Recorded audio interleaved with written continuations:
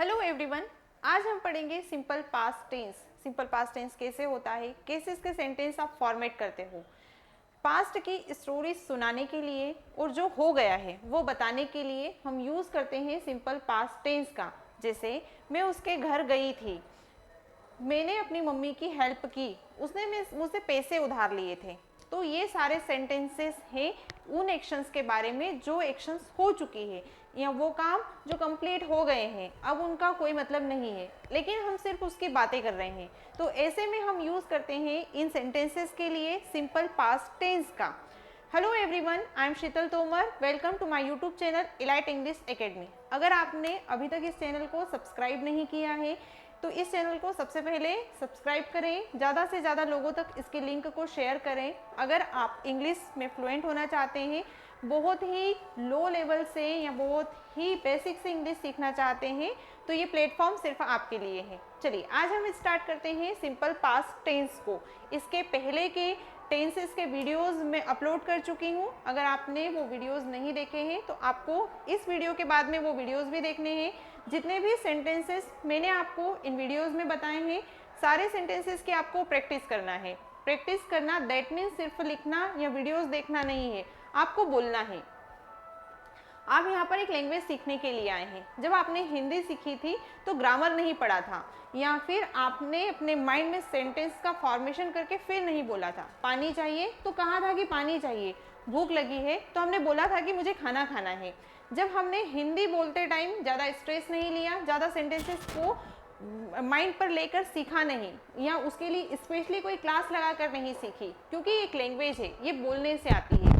आप इस क्लास को कर रहे हो दैट मीन्स आप स्पीकिंग सीखना चाहते हैं, बोलना सीखना चाहते हैं, और बोलना सीखने के लिए आपको बोलना पड़ेगा। तो जो भी सेंटेंस मैं आपको आज के वीडियो में प्रैक्टिस करवाऊंगी, सारे सेंटेंसेस को आपको हेडफोन लगाना है और मेरे साथ बार बार बोल कर देखना है। इन सारे सेंटेंसेस की एक नोटबुक बनानी है आगे आने वाले वीडियोस में, और जो पीछे मैंने वीडियोस डाल दिए हैं सारे सेंटेंसेस आपको एक बुक में नोट करें। देखेंगे आप जब ये सिलेबस कंप्लीट होगा तो आपके पास बहुत अच्छे सेंटेंसेस का कलेक्शन होगा।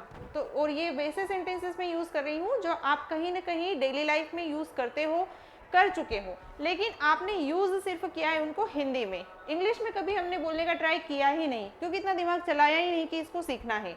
और जब सीखने की बहुत ज़्यादा नीड हुई तब हमने यूट्यूब को खंगोलना स्टार्ट कर दिया और उस पर मिले बहुत सारे अननेसेसरी वीडियोस। ठीक है, तो हम ये जो मैं सीरीज चला रही हूँ इसमें सिर्फ आपको उन सेंटेंस का कलेक्शन मिलेगा जो हम डेली लाइफ में अपनी रोज़मर्रा की ज़िंदगी में यूज़ कर रहे हैं। तो आज हम स्टार्ट करेंगे सिंपल पास्ट टेंस का। अगर आपने प्रेजेंट सिंपल टेंस नहीं देखा है तो आप उस वीडियो को भी देखें, इसे भी देखें। इसके अलावा भी मैंने कॉन्सेप्चुअल वीडियोस डाल के रखे हैं, आप उन्हें भी देखें। चलिए, सिंपल पास्ट टेंस, मैं तुम्हारे घर आया, तुमने मुझे कॉल किया, या फिर जब तुम मुझसे मिलने के लिए मैं बाहर गया था। इस तरीके के सारे सेंटेंसेस के लिए हमें यूज़ करना होता है सेकेंड फॉर्म ऑफ वर्ब का। सबसे बड़ा कंफ्यूजन ये होता है कि जब हम प्रेजेंट परफेक्ट टेंस यूज़ करते हैं और सिंपल पास्ट टेंस यूज़ करते हैं, तो प्रेजेंट परफेक्ट टेंस का नाम भले ही प्रेजेंट परफेक्ट टेंस है, लेकिन वो बात वही करता है कि कोई काम हो चुका है, मीन्स ऐसी एक्शन जो कंप्लीट हो गई है, लेकिन उसका इफेक्ट अभी भी है, आप उससे अभी भी प्रभावित हैं, तो आप यूज करोगे परफेक्ट टेंस का। ऐसे सेंटेंसेस जो एक्शन शुरू हुई खत्म हो गई, अब कोई लेना देना नहीं है, तो यूज हम करते हैं सिंपल पास्ट टेंस का। चलिए,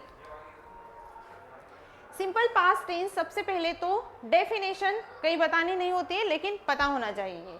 simple past tense is used to talk about an action that happened and finish in past. ऐसी एक्शंस के बारे में बात करने के लिए हम सिंपल पास्ट टेंस का यूज करते हैं जो किसी एक टाइम पीरियड पर या टाइम पॉइंट पर स्टार्ट हुई, कुछ टाइम बाद वो खत्म हो गई, अब उसका कुछ भी लेना देना नहीं है, सिर्फ उसकी स्टोरीज बन गई है, तो आप यूज करोगे सिंपल पास्ट टेंस का। ठीक है, जैसे इसका हिंदी आइडेंटिफिकेशन क्या होगा और इंग्लिश आइडेंटिफिकेशन क्या होगा। इसका हिंदी आइडेंटिफिकेशन ये होता है कि जब भी आपको बोलना हो ऐसा काम हुआ, मीन्स आपके सेंटेंस में अगर वॉवेल साउंड आ रहा है लास्ट में, मैं तुमसे मिलने के लिए आई, वह उसके घर गया, हमने मस्ती की, मैंने अपनी मम्मी की हेल्प की, या मैंने उनका काम करवाया। आप देखो, मैंने जितने भी सेंटेंस आपको अभी बोलकर बताए हैं उन सभी सेंटेंसेस में आपको लास्ट में वॉवेल साउंड मिल रहा है, जैसे आ, ई, उ, ए। तो ये सारे साउंड आपको बताते हैं कि आप सिंपल पास्ट टेंस की बातें कर रहे हो। या फिर एक इसका हिंदी आइडेंटिफिकेशन होगा था, थे, थी। तुम्हारे घर गया था, तुमसे बात की थी, तुम्हें कॉल किया था, हम मिले थे, मैंने अपनी मम्मी की हेल्प की थी, तुमने खाना खाया था। तो ये सारे सेंटेंसेस किसके हैं? सिंपल पास्ट टेंस के हैं। आपने आई होप यूज़ किए होंगे, लेकिन सिर्फ हिंदी में किए। आज मैं आपको सिखाऊंगी कि सारे सेंटेंसेस इंग्लिश में कैसे बोलना है। और अगर आप इसके इंग्लिश आइडेंटिफिकेशन की बात करोगे तो इंग्लिश आइडेंटिफिकेशन में आता है यस्टरडे, है ना। यस्टरडे दैट मीन्स कल मैंने इस काम को किया, या फिर लास्ट नाइट, लास्ट ईयर, एगो, या फिर जस्ट नाउ, है ना। अभी अभी वो घर से निकला है, अभी अभी उसने मुझे कॉल किया था। तो ये बताने के लिए कि अभी अभी कोई काम हुआ था, हम किसका यूज करते हैं? सिंपल पास्ट टेंस का यूज करते हैं।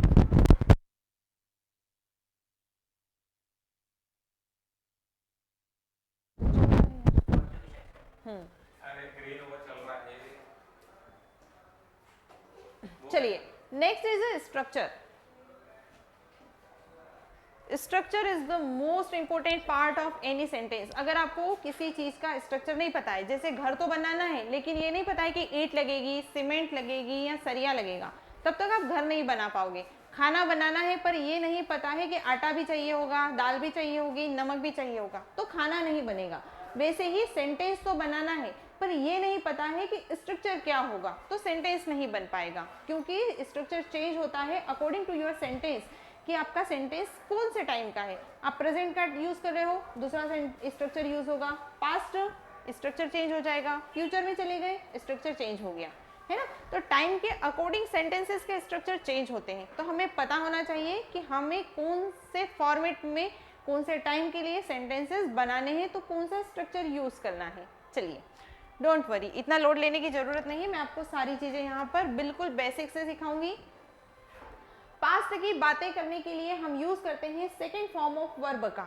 सेकेंड फॉर्म ऑफ वर्ब का दैट मीन्स फर्स्ट फॉर्म होता है, second form, third form, fourth और फिफ्थ फॉर्म। उसमें से हम यूज करेंगे सेकेंड फॉर्म का। जैसे कॉल तो called, jump jumped, play played, ठीक है। तो ये हमने यूज किए हैं सेकेंड फॉर्म। आपको इन्हीं सारे फॉर्म्स का यूज करना होता है सिंपल पास्ट टेंस में। नेक्स्ट है, अगर आपको नेगेटिव सेंटेंस बनाना है तो आपको एक हेल्पिंग वर्ब यूज करनी पड़ेगी, जिसे हम कहते हैं डेड। डू का सेकेंड फॉर्म होता है डेड, यहाँ पर हमने डू का सेकेंड फॉर्म यूज किया है dead.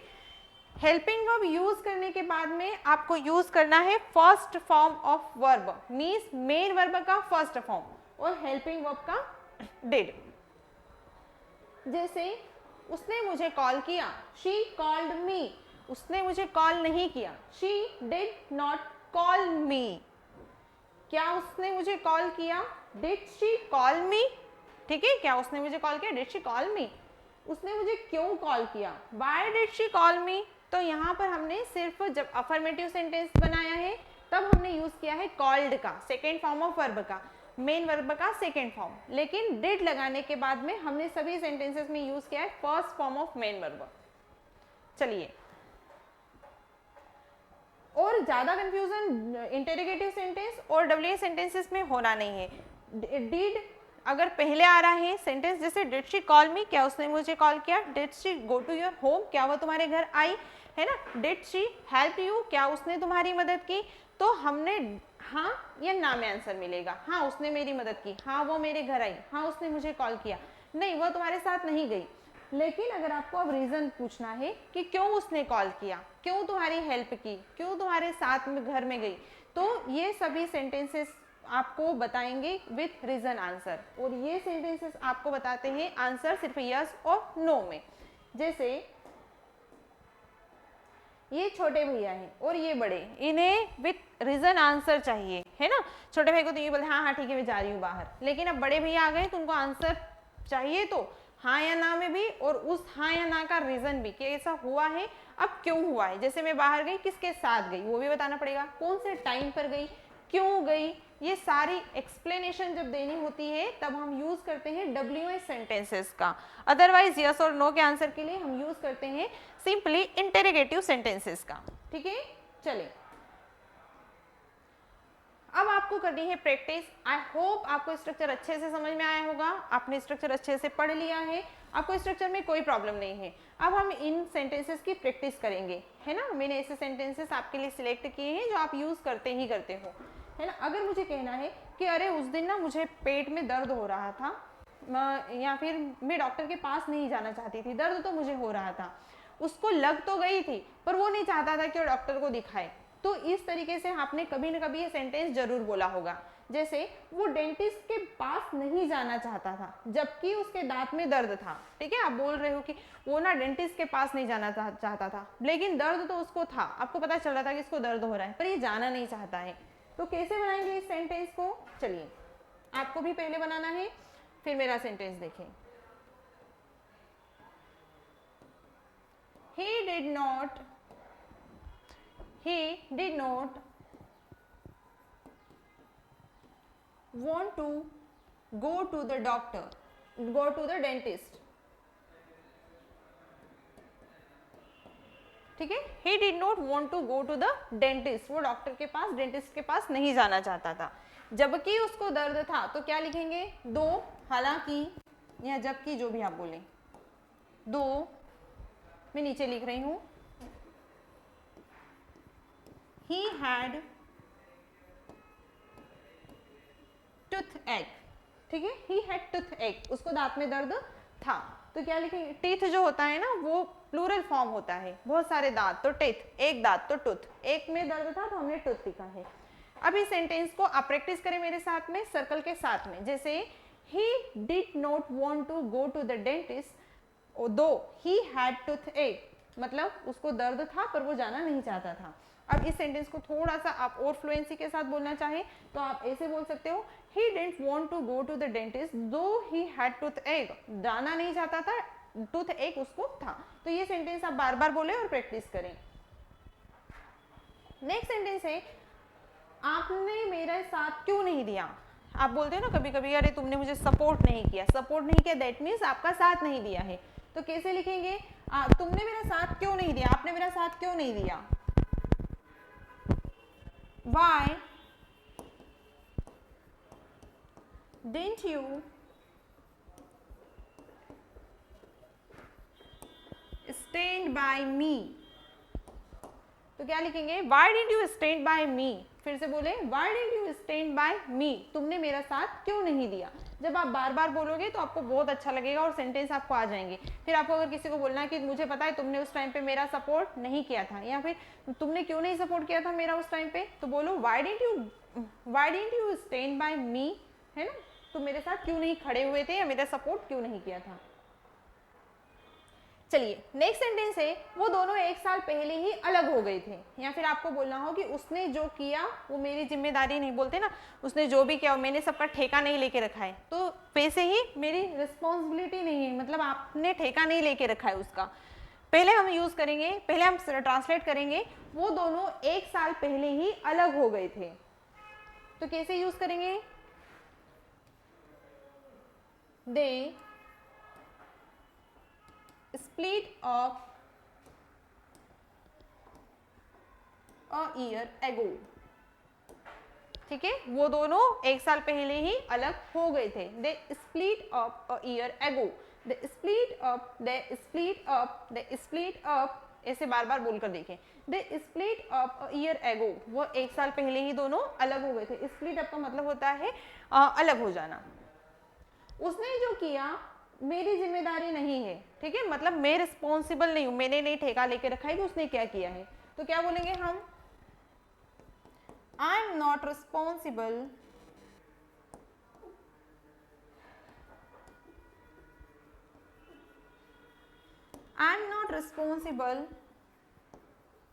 What he did.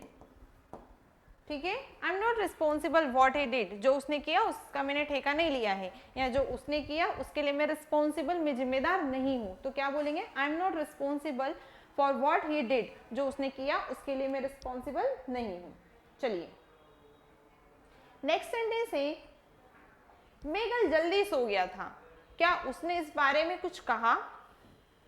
Question mark. ये तुम्हें कितने का पड़ा?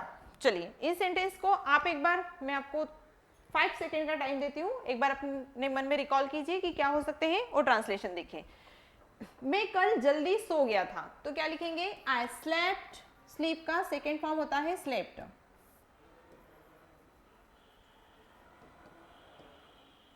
I slept early yesterday.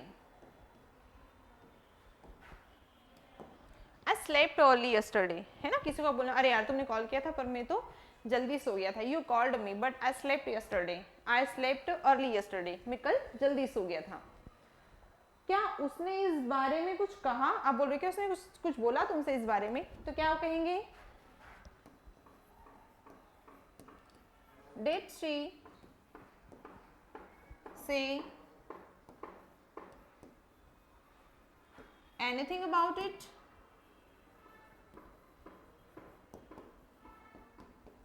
क्या पूछ रहे हो आप? Did she say anything about it? Did she say anything about it? क्या उसने इस बारे में कुछ कहा? बोलते ना उसने कुछ बोला क्या तुम्हें, ये बस वही वाला है। अब हमारी लैंग्वेज में हम बोलते हैं कि अरे उसने कुछ बोला क्या तुमको इस बारे में, तो तुम मुझे बताओ।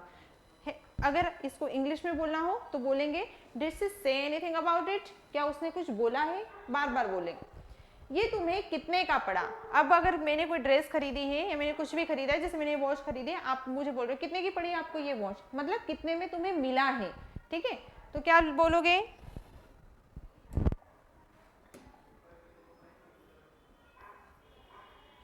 How much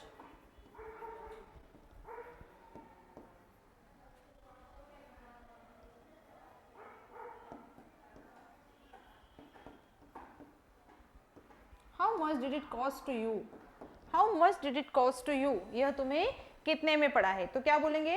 how much did it cost to you? How much did it cost to you? बार बार बोले, आपको सेंटेंस याद भी हो जाएंगे, फ्लुएंसी भी आएगी, और जब आपको ये सेंटेंस बोलना होगा किसी को तो आप इजीली बोल पाएंगे। चलिए नेक्स्ट, मुझे इंग्लिश सीखने में बस 1 महीने का टाइम लगा, या फिर मुझे समय नहीं मिला।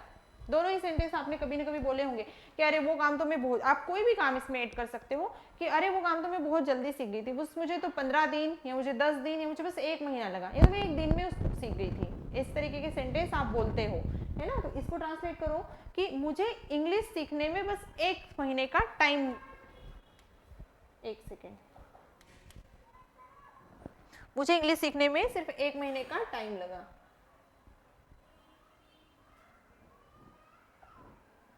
ठीक है, तो क्या लिखेंगे? आई टुक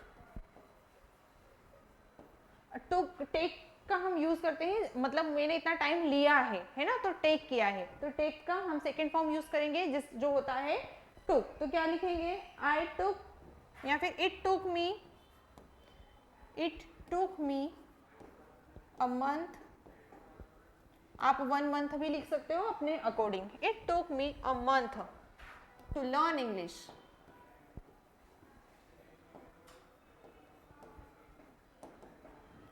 ठीक है, it took me a month to learn English, मुझे इंग्लिश सीखने के लिए बस 1 महीने का टाइम लगा।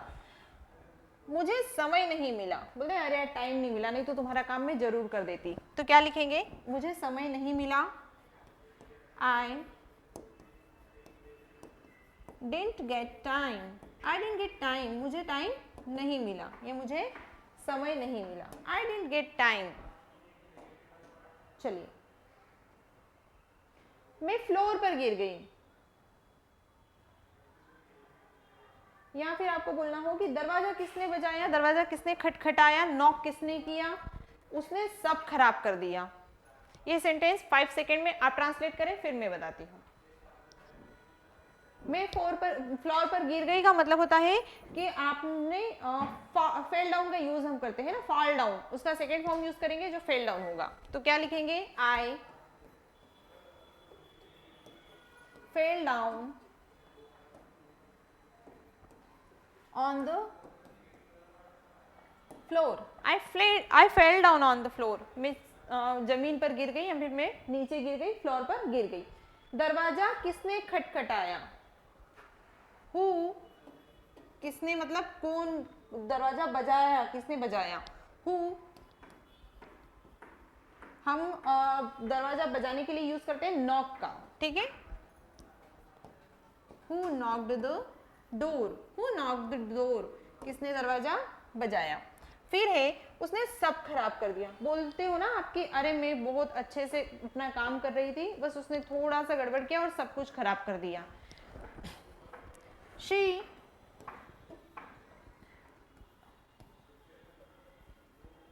spoiled everything,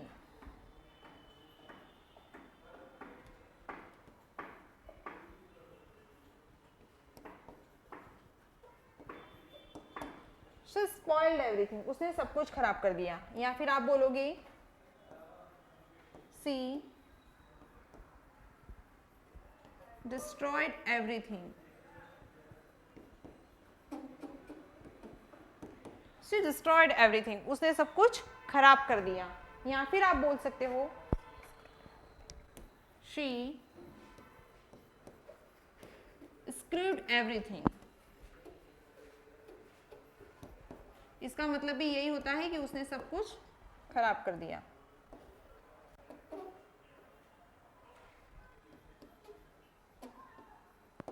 ठीक है, आप तीनों ही सेंटेंसेस यूज कर सकते हो, जो भी आपको इजीली याद रहे, जो भी याद हो जाए वो यूज कर सकते हो। So spoiled everything, so screwed everything, या फिर से destroyed everything, उसने सब कुछ खराब कर दिया। उसने कमरे से जाने की परमिशन ली, या फिर फिल्म उतनी अच्छी नहीं थी जितनी उसकी सब लोग बातें कर रहे थे, या फिर जितना उसके बारे में सुना था, इतनी भी अच्छी मूवी वो नहीं थी। सबसे पहले हम यूज करेंगे उसने कमरे से जाने की परमिशन ली। बोलते हैं ना, अरे उसने जाने से पहले परमिशन ली, तो क्या यूज करेंगे? He took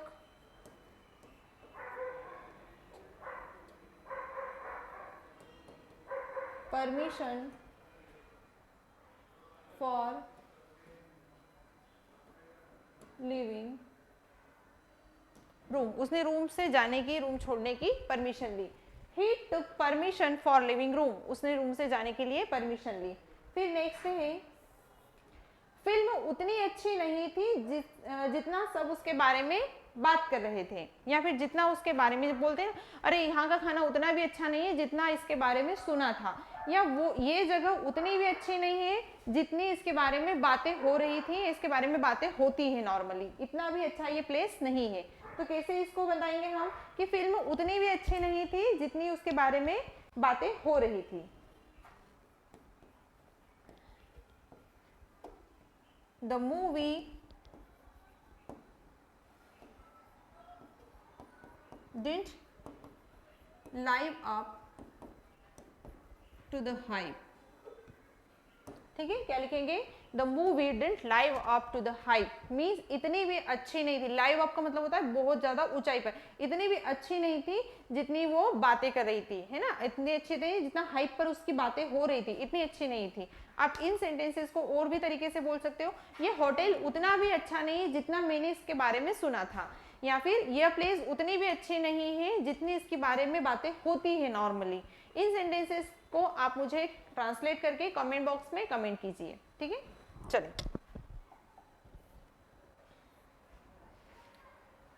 क्या तुमने कैलकुलेशन अच्छे से चेक किया, या फिर उसने मुझे गलत समझ लिया? क्या तुमने फिर से कैलकुलेशन चेक कर लिया, या फिर क्या तुमने अच्छे से कैलकुलेशन चेक किया, या फिर बोलिए कि उसने मुझे गलत समझ लिया। तो कैसे यूज करेंगे? डिड यू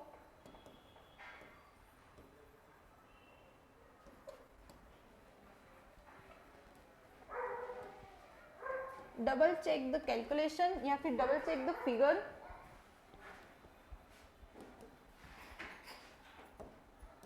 ठीक है, did you double check the figure, क्या तुमने फिर से कैलकुलेशन को चेक किया? उसने मुझे गलत समझ लिया, शी मिसअंडरस्टूड मी,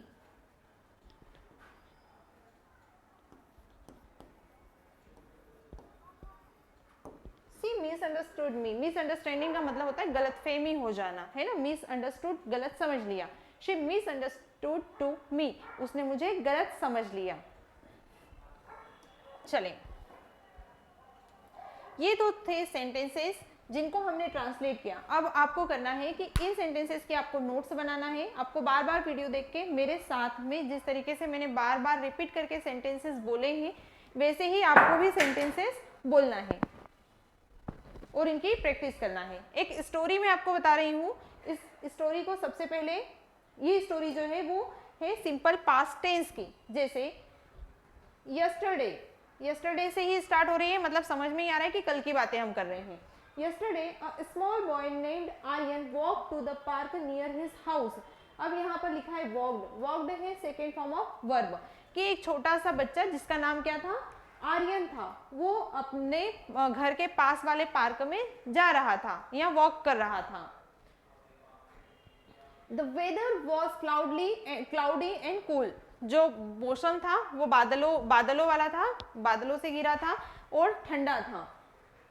सडनली, अचानक से, he saw is the second form of verb, see का सेकेंड फॉर्म क्या होता है, शॉ होता है। He saw small kitten stuck,